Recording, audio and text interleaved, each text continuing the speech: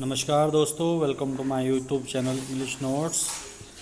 आज मैं आपको बताने जा रहा हूँ कि आज से हम शुरू कर रहे हैं बेसिक के जो इंग्लिश के चैप्टर हैं। क्लास 5 का सबसे पहला चैप्टर है डोंट गिव अप। इसी से शुरू करते हैं फ्रेंड्स। और क्लास 5 में जो बुक लगी हुई है बेसिक में वो है स्प्रिंग, जो अभी अभी नई आई है। उसी का फर्स्ट चैप्टर है डोंट गिव अप। पहले इस बुक का नाम था रेनबो, अभी चेंज हो गया है और इसका नाम रख दिया गया है स्प्रिंग। तो फ्रेंड्स, बच्चे समझ नहीं पाते हैं, बेसिक के सबसे बड़ी समस्या ये होती है। तो उनके लिए काफ़ी हेल्प मिलेगी इस वीडियो से। और मेरे भाई बंधु कुछ थोड़ा बहुत जो समझ नहीं आता है कहीं कहीं पर, या ऐसा होता है पढ़ाने में कुछ समस्या आती है, तो उसमें भी इससे काफ़ी हेल्प मिलेगी। तो चलें शुरू करते हैं friends. Don't give up. Don't give up का मतलब होता है कि कभी हार मत माने। If you keep on going, अगर आप बढ़ते चलते रहते हैं, आगे बढ़ते रहते हैं। एंड नेवर स्टॉप, और कभी नहीं रुकते हैं। You can keep on going, तो आप आगे बढ़ते ही जाते हैं और आगे बढ़ सकते हैं। You can make it to the top, और आप एक समय आएगा कि आप टॉप पर पहुंच जाते हैं, यानी कि शीर्ष पर पहुंच जाते हैं। अर्थात इसका मतलब ये हुआ फ्रेंड्स कि आप सफलता को प्राप्त कर लेते हैं। अगर आप कहीं पर रुक जाते हैं या आप अपने उद्देश्य से भटक जाते हैं, तो आप अपने जो टारगेट है, जो हम चाहते हैं लाइफ में करना, वो हम प्राप्त नहीं कर सकते हैं। यहाँ पर दो बच्चों की फ़ोटो दिखाई गई है जो एक हिल पर चढ़ रहे हैं, जो माउंटेन पर चढ़ाई कर रहे हैं। और ये एग्जाम्पल है कि जो हमारा जीवन है वो एक माउंटेन की तरह से ही है, या हमारे जीवन में माउंटेन जैसी जो बाधाएं हैं आती हैं, कठिनाई हैं जो आती हैं, तो उन कठिनाइयों को हमने पार करना है।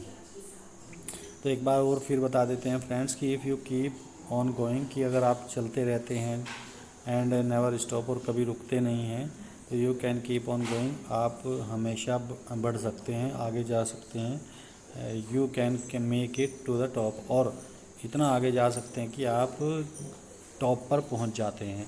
अर्थात आप अपने जो टारगेट है उसको प्राप्त कर लेते हैं, जो एम है जीवन का उसे आप पा लेते हैं।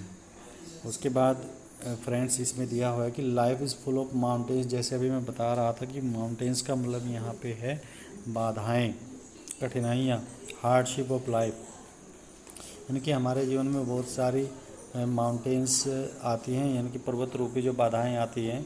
Some are big and some are small, कुछ उनमें से बड़ी होती हैं और कुछ छोटी होती हैं। अर्थात कुछ छोटी बाधाएं हो सकती हैं, कुछ बड़ी बाधाएं हो सकती है, लेकिन इन सबको हमने पार करना है, इन सबको हमने इग्नोर करना है।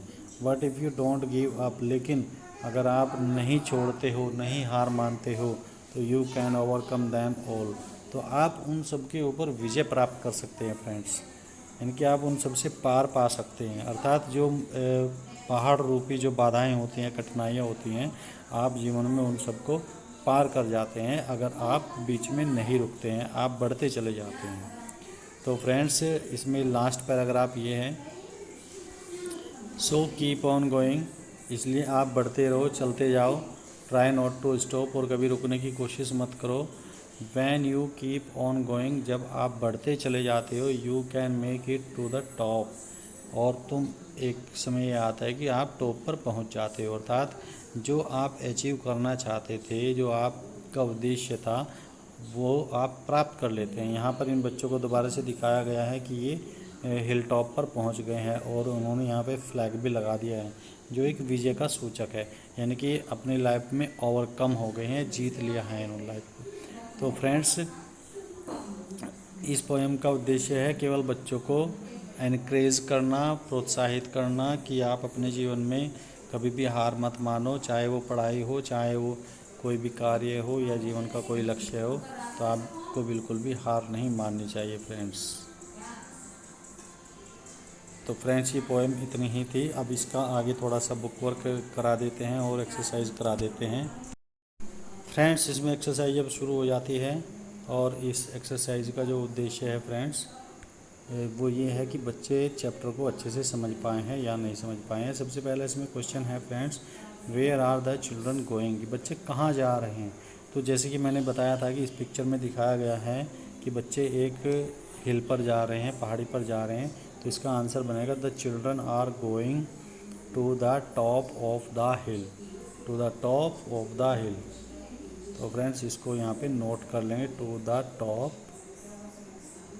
Of the hill. तो ये इसका आंसर है फ्रेंड्स। आगे चलते हैं फ्रेंड्स दूसरा क्वेश्चन। तो फ्रेंड्स इसमें दूसरा क्वेश्चन है, what does the word mountain mean in the poem. Mountain का अर्थ होता है हार्डशिप, यानी कि कठिनाई, हार्डशिप। तो ये इसका माउंटेन का फ्रेंड्स अर्थ हो गया। ठीक है, दोबारा से देख लेते हैं। हार्डशिप, HARDSHIP, यानी कि जो भी हमारे जीवन में कठिनाई होती है उनको हम हार्डशिप बोलते हैं, और माउंटेन का अर्थ यही है। तो इसको लिखेंगे कैसे friends. The word mountain means, यहाँ पर मीन्स आएगा, MEANS, मीन्स आ जाएगा, और यहाँ से शुरू करेंगे friends. The word mountain means hardship, इसको यहाँ पे कॉमा में भी लिख सकते हैं फ्रेंड्स। तो ये इसका आंसर हो गया फ्रेंड्स। दूसरा यहाँ पे सी क्वेश्चन है। सी क्वेश्चन में क्या है फ्रेंड्स, यहाँ पे कंप्लीट द लाइन्स। तो फ्रेंड्स इसमें सी क्वेश्चन है, complete the lines, some are big and some are small. यहाँ पे आएगा स्मॉल क्योंकि ये बुक में दिया हुआ है, इसे आप देख सकते हैं। You can make it, you can make it, इसका अगला पार्ट भी यहाँ पर बुक में दिया हुआ है, make it to the top. To the top यहाँ पर आएगा फ्रेंड्स, टू द टॉप। तो इस तरह से ये क्वेश्चन आंसर इसमें ज़्यादा नहीं दिए हुए हैं फ्रेंड्स। इसका लास्ट जो क्वेश्चन है फ्रेंड्स ये है, what do you learn from this poem. इस पोएम से आपको क्या सीखने को मिलता है। तो यहाँ पे आप आंसर लिख सकते हैं इसका, वी लर्न, यहाँ पे यू का तो हो जाएगा friends we learn from this poem how to achieve our aim, how to get to the top, ये भी लिख सकते हैं एम, या how to achieve our aim, ये इस तरह से भी लिख सकते हैं फ्रेंड्स। दोनों आंसर बिल्कुल करेक्ट होंगे, कोई इनको गलत नहीं निकाल सकता है फ्रेंड्स। उसके बाद फ्रेंड्स हम आते हैं इस पर, यहाँ पर कुछ एक्टिविटी दी हुई है फ्रेंड्स, इन एक्टिविटी को हम कैसे एक्सप्लेन कर सकते हैं फ्रेंड्स। तो यहाँ पर देख लीजिए आप, यहाँ पर ये एक टैंकी बना दी गई है और यहाँ पे लिखा है टर्न ऑफ, टर्न ऑन और टर्न ऑफ। टर्न ऑन का मतलब होता है यहाँ पर पानी खोल देना, और पानी को कैसे खोलते हैं यहाँ पे फ्रेंड्स, इसको घुमा करके खोलते हैं इस तरह से, ये गोल होता है तो इसको यहाँ पे घुमा करके यानी कि टर्न करके खोलते हैं। तो इसका मतलब इसलिए यहाँ पे हो गया टर्न ऑन। जिस चीज़ को हम घुमा कर खोलते हैं उसका मतलब होता है टर्न ऑन, और टर्न ऑफ जिसको घुमा कर बंद करते हैं, इसका मतलब हो गया बंद करना। ठीक है, यानी कि पानी को बंद कर दीजिए या पानी की टंकी को बंद कर दीजिए, तो ये घुमा कर आता है फ्रेंड्स। तो उसके बाद आता है friends switch on. Switch on का क्या मतलब है, स्विच ऑन का मतलब ही खोलना है, लाइट खोल दीजिए या लाइट बंद कर दीजिए। तो यहाँ पर स्विच ऑन होता है जिसको हम बटन को दबा कर के बंद करते हैं, तो इसका मतलब भी होता है स्विच ऑन द लाइट, यानी कि लाइट को ऑन कर दीजिए। इसी तरह से स्विच ऑफ द बल्ब, यानी कि बल्ब को जला दीजिए। तो फ्रेंड्स इसका ये मतलब हो गया कि जहाँ पर हम इसका स्विच का प्रयोग करते हैं इस तरह का, जिसको हम चटकनी बोलते हैं, इसको बंद करते हैं और खोलते हैं, तो वहाँ पर स्विच ऑन स्विच ऑफ का यूज़ करते हैं। अब आती है बारी फ्रेंड्स पुट ऑन और टेक ऑफ। पुट ऑन का मतलब होता है कपड़े पहनना, तो यहाँ पर इसका फ्रेंड्स हो जाएगा मीनिंग कपड़े पहनना। जब हम कपड़े पहनने की सेंस में यूज़ करते हैं तो पुट ऑन बोलते हैं। और टेक ऑफ का मतलब होता है कपड़े उतारना। ठीक है, टेक ऑफ योर जैकेट, यानी कि अपनी जैकेट उतार दीजिए। तो इस तरह से फ्रेंड्स उसके बाद आती हैं यहाँ पर लाइट। लाइट का मतलब होता है जलाना। ठीक है, ये एक वर्ब है यहाँ पर लाइट। और पुट आउट का मतलब होता है बुझाना। जब हम आग को जलाते हैं तो उसके लिए यूज़ करते हैं लाइट, लाइट द कैंडल।